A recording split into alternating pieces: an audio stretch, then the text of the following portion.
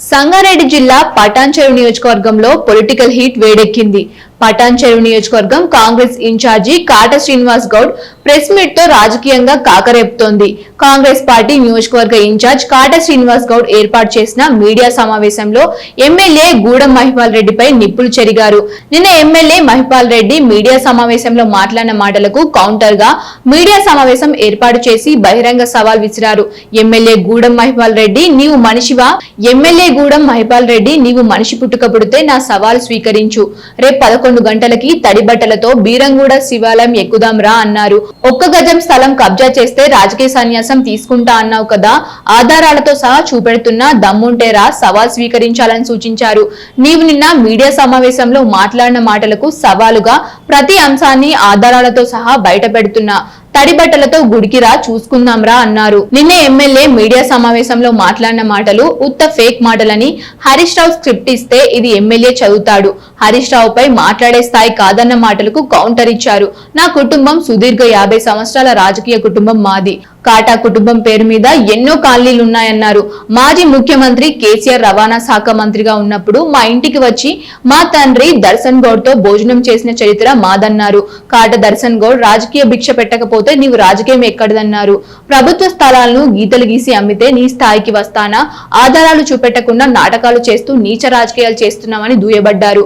3 సార్లు ఎమ్మెల్యేగా గెలిచాక కూడా అనుభవం లేకుండా, సోయి లేకుండా మాట్లాడుతున్నామని, స్క్రిప్ట్ ఇస్తే మాట్లాడడం కాదు, అవగాహనతో మాట్లాడాలని హితవు పలికారు.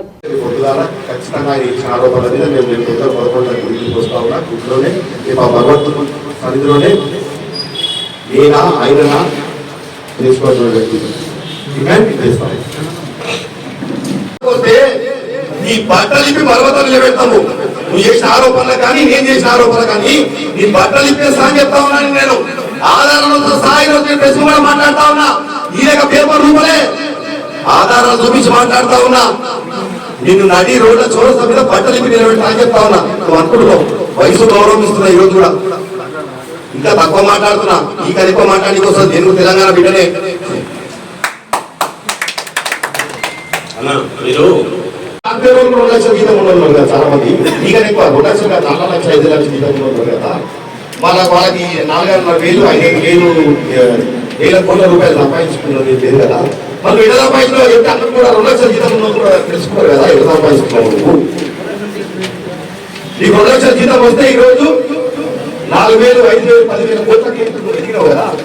మన అందరూ కూడా 2 లక్షల జీతం ఉన్న అందరూ కూడా ఎక్కడ కూడా మన దగ్గర కనీసం ఇల్లుమైన పరిస్థితుల్లో ఉన్నారు కదా. వాళ్ళ అనుకోవడం కూడా సలహాలు సూచనిస్తే బాగుంటుంది కదా. అమీన్పూర్కి వస్తే ఎంత ఘోరం అంటే ఈ నీతి మంత్రులు మాట్లాడుతూ ఉన్నారు.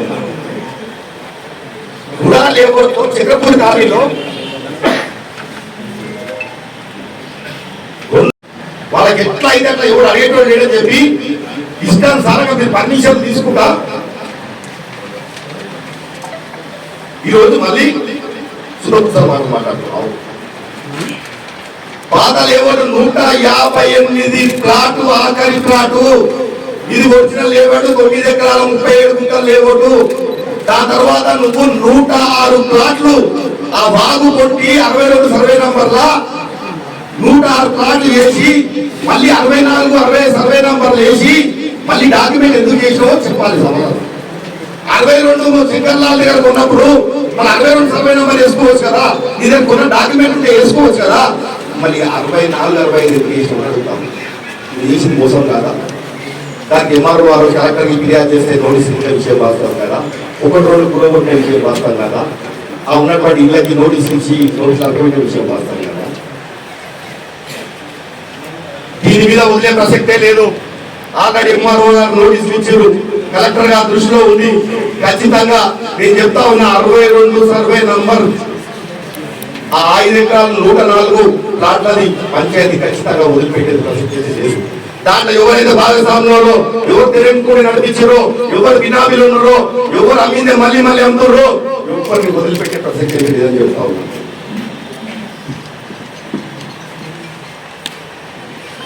ఈరోజు ఈడీలలో ఏం కావాలి? ఈరోజు హరీష్ రావు గారు ఈ రాజకీయాలన్నీ చేసేది కూడా హరీష్ రావు గారు. హరీష్ రావు గారు స్క్రిప్ట్ చేయడము, ఆ స్క్రిప్ట్ పరంగా చదవడం. మీరు ఏమని చెప్పినా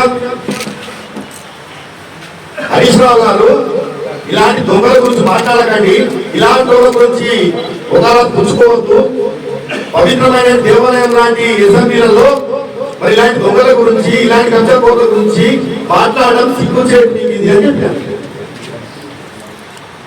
ఎందుకంటే ఉద్యమకారుల గురించి మాట్లాడితే బాగుండేది. ఈరోజు లాంటి దెబ్బల గురించి తిన్నటువంటి ఉద్యమకారుల గురించి మాట్లాడితే బాగుండేది. ఈరోజు జైలు వేసిన గురించి మాట్లాడితే బాగుండేది.